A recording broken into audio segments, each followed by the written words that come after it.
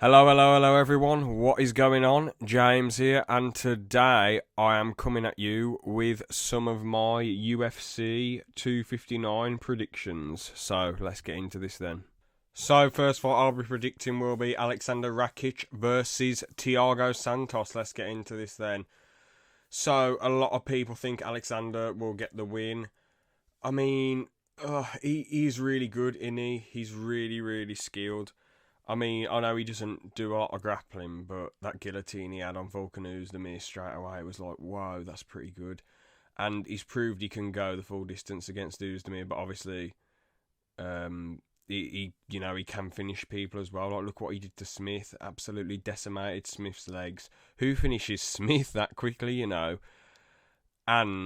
he absolutely, I mean, that head kick on Manoa, bloody hell, that was some scary stuff.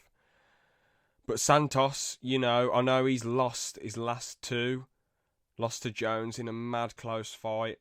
And looked good against Glover Teixeira at first. And, he managed to drop Teixeira twice as well. And he wasn't getting he was getting beat on the ground, but he wasn't in trouble all the way till the end. So, and the thing is, I know Rakic doesn't wrestle, but Thiago Santos hasn't really got any takedown defense, so if Rakic wanted to go to that, could do. But overall, I think, both these guys just have mad power. Both these guys can go the full distance. I know it's obviously not going to be 5 rounds, it's going to be 3 rounds. I think Santos gets a late TKO. I just have a gut feeling he pulls it off. They're both very skilled, both like to come forward. But at the end of the day, anyone who comes forward against Santos usually gets finished, don't they, really? So if he does the same, he's probably going to get finished too. But it's close, Rakic could definitely finish Santos. To be honest, it's just such a close fight. And it'll be exciting as well. But yeah, I'm going Santos late 3rd round TKO. The next fight I'll be predicting will be Aljamain Sterling versus Petrion. So, again, another really interesting fight. Jan has just been on a tear, really. I know the first couple rounds first 3 were kind of competitive, but 4 and 5. But Jan was like winning quite a lot of exchanges, to be fair. But then, especially in the 5th, he was just destroying Aldo. In some of the other rounds, he was beating him to the punch, but in other rounds, Aldo was doing quite well. It was quite competitive for the first 3, as I say, but then Jan was just destroying him in the 4th and 5th, wasn't he? Especially the 5th. That was absolutely brutal. I couldn't believe how long the ref let it go on for. I know that it's a championship fight, but at the same time, Aldo's been there, done that, and he was just getting absolutely destroyed on the ground. There was no sort of defense at all. The Jimmy Rivera fight was, Rivera was winning the first round, but it was kind of close, and then Jan just landed the big punch at the end of the first round, and well, if that had gone on longer, he probably would have finished it, so you got to give him that round. And then I can't really remember the rest of the fight. I think he dropped him in the 2nd, but the 3rd was Rivera's. And then obviously against Faber, Jan was just absolutely destroying him. And in the 3rd, that head kick, oh, bloody hell. Brutal. I know you all already know this. So let's talk about Aljamain Sterling. He did not look that good against Marlon Moraes. But against Sanhagen, he looked like an absolute beast. And since he fought Marlon Moraes, he's been a way better fighter, to be honest with you.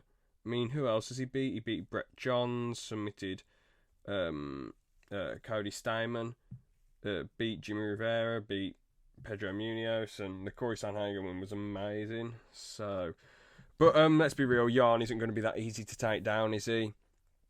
He was able to take down Aldo. I think, did Rivera take him down? I think he did once, but he didn't keep him down. At the end of the day, and also, Jan is prepared to be taken down by Aljo. Corey Sanhagen probably wasn't prepared. He's probably thinking, oh man, he's going to stand with me. He's going to want to stand with me, isn't he? But the reality of it was, nope. got taken down and tapped. Didn't see that coming. But the thing is, right, I just can't. I just think Yarn's too skilled. He's got too many tools. I just can't see him getting beat by Aljo. So I think that. Originally I thought, Aljo's going to take Yarn down and tap him. Oh yeah, great underdog pick. Hooray, hooray. But in reality, Yarn is just too skilled. So I'm going for Yarn. Probably a second round TKO. Yep, Yarn, second round TKO win. Thank you very much. Right then, now on to the co-main event. I mean, what even is the point at the moment? What is the point of the women's featherweight division? There's just nothing going on there. It is a shame for people who can't make the weight, who can't get that low. But at the end of the day, there's just absolutely nothing going on there. I just don't know what to say. I mean, they need to start. I guess they need. What can they do really? I mean, oh man, it must. As I say, it must be sad for people who can't make the weight. But there's just nothing going on. It feels like there's barely any fighters there.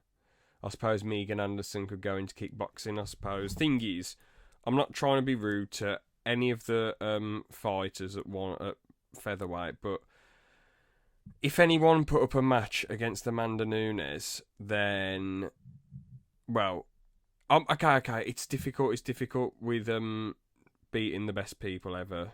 It really is. But the thing is, if they worked a bit harder, pushed themselves a bit more, worked on specific things.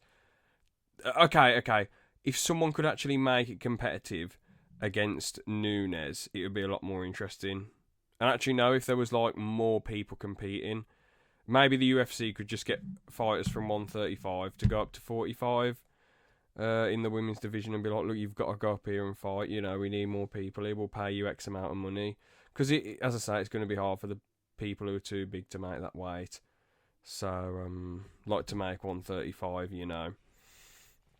But yeah, there's not much point in this fight, really. I mean, didn't Nunes fight Felice Herrig?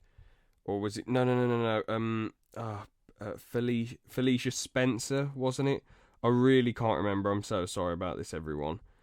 But, yeah.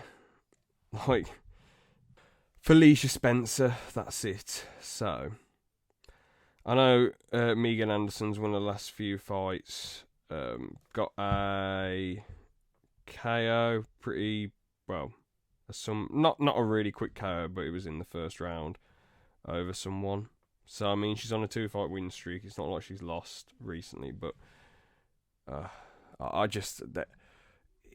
it just feels pointless at this point. I mean, Nunes is just going to absolutely destroy her. There's nowhere where Megan's better. At least when Nunes fought Jermaine Durandamy, at least the stand-up, you know. And even the grappling, you could tell Jermaine really, really wanted to win that fight. You could tell she wanted it more than anything, but Nunes is just better and has more skills and works on more things, I suppose. But Jermaine probably worked really well. Okay, anyone who's in the UFC is most probably working really hard for that.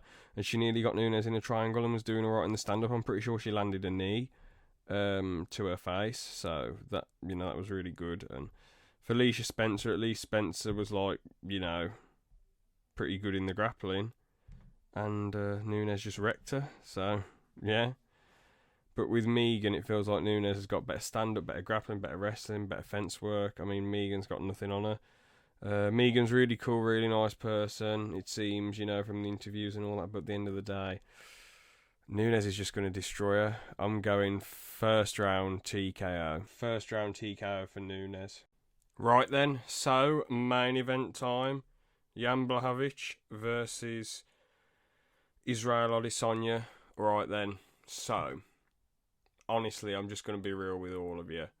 I think it will just end up like Paulo Costa versus Izzy.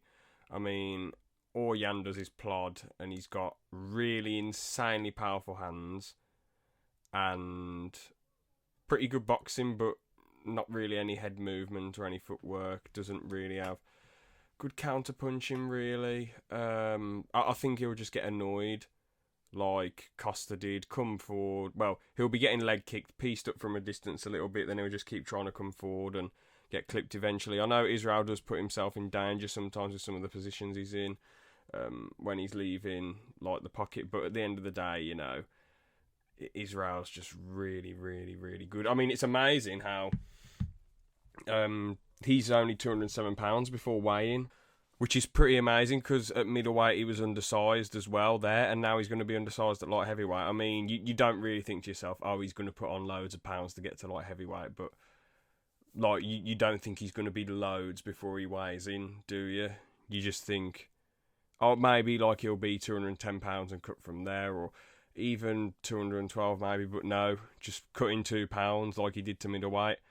And that's a massive fair play, to be honest with you. I mean, I'd still be like fair play if he did 210 or 212, because that's still a small amount to cut for light heavyweight. But nope, 207, £2, and he's going to be undersized, but he's still going to win. And honestly, that's why he's one of my favourite fighters. He's always undersized. He's always the smaller guy in weight. I know he's got physical advantages like height and reach, but he's just so skilled and next level to be the smaller guy and to be able to beat all these people. So fair play to him, man. I mean, if he beats Jan, then goes up to heavyweight and wins the title, I mean, he's pretty much number 2. I mean, GSP's still number 1 because he beat a killer's row of people. But if Izzy defended all those titles a few times, well, bloody hell. I mean, you could make an argument for Izzy being number 1, but yeah, if he defended all those titles a certain amount of times, then, you know, he's definitely number 1, isn't he? I know he's defended the middleweight title a couple of times, but yeah, you know, we'll just have to see when we'll have to see who he beats and what happens and how he wins at the end of the day. That will also determine GOAT status as well. But yeah. So I'm just going to predict the other fights quickly. I think Islam Makhachev wins his fight against Drew Dober. Dominic Cruz beats Casey Kenny. I think Song Yadong beats Kyler Phillips. Askar Askarov beats Joseph Benavidez. Kai Kara France, I think he wins his fight against Ruggiero Bontorin. I can't say that, sorry. Amanda Lima. So I don't know these people. I think she'll win. Tim Elliott will beat Jordan Espinoza. Carlos Ulberg, he's definitely winning that one. Sean Brady, Alan Cruz, and Mario Batista. And I don't know how they'll win. I just think they'll win. I think Dominic Cruz will win a decision, split decision. Islam Makhachev will win a decision. Askar Askarov will get a second round TKO. Kai Kara France will get a decision, unanimous decision. And yeah, I don't know enough about everyone else to really comment on how they'll win. So, yep, that's it for this prediction video. Thank you so much for watching, and see ya. Have a good one.